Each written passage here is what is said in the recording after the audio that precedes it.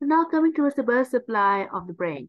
So the blood receives blood supply from the brain receives blood supply from two sources: the internal carotid arteries, which arise at the point of the neck, with the common carotid arteries bifurcate into internal and external carotid artery. You need to remember that internal carotid artery does not usually give any branch in the neck, and and also the supply is from the vertebral arteries in the posterior circulation of the brain. So within the cranial vault, the terminal branches of these arteries, they form an anastomotic circle, which is called as the circle of Willis.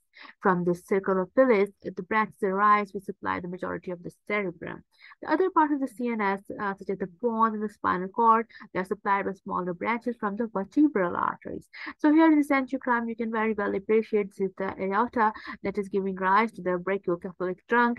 Over here, can you see it? And from the brachiocephalic trunk arises the common carotid artery. You can see over here it's going up, and which later give rise to the internal and external carotid arteries.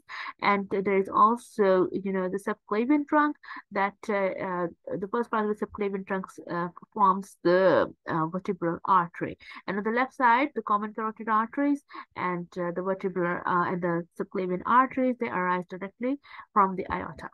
On the left side, you can see it over here. Is the aortic arch, is the brachiocephalic artery, is the right subclavian artery that's been arising. That is the common carotid artery. Again, you can very well appreciate it. This is the external carotid artery, and this is the internal carotid artery that will go inside the brain and give rise to this circulation of the to the blood supply of the circulation of the brain.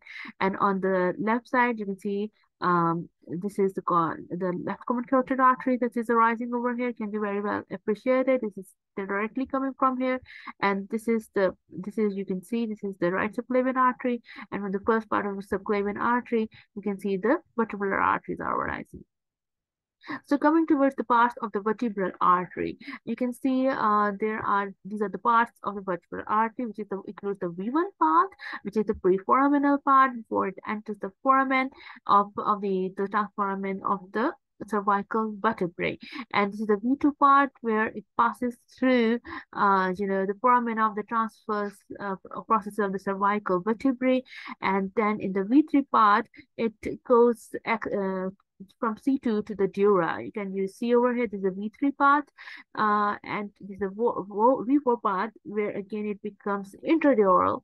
You can see it coming inside from the foramen of Monro, and the two vertebral arteries join each other to form the basilar artery, which runs into this circles, which is located in the pons. You will see in the coming pictures, and these basilar arteries give rise to the paired posterior cerebral arteries. And these are the parts of the carotid artery. There are several different systems to classify them and to denote these segments. So here we are just trying to give you the botular type of segments. So we will discuss the botular type of segment. You can see there are 7 segments that have been given over here. This is the C1 cervical segment that starts at the carotid bifurcation, and this is the petrous C2 petrous segment that starts at the carotid canal, okay, as it passes through the carotid canal, which you have seen already in the diagrams I've shown you before.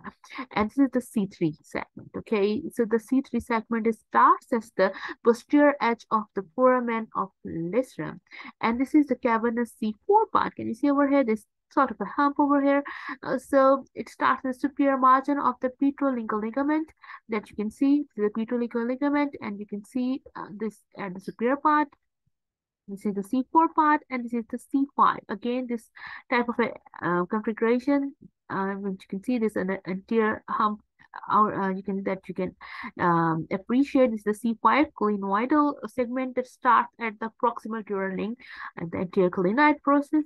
And coming from here, this is the C6 part, the ophthalmic segment or the supraclinoid segment that starts with the distal dural link and the cavernous sinus root.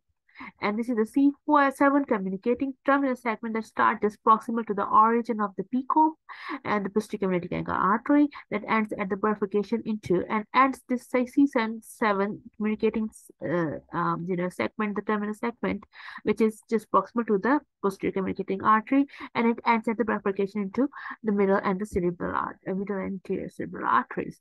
So you can see over here, you can very well appreciate this.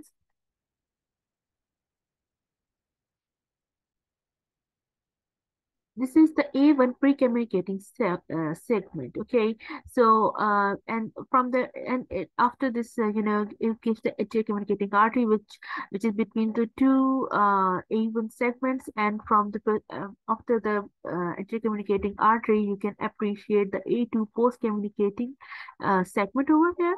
And this is the callosal marginal artery that you can see over here.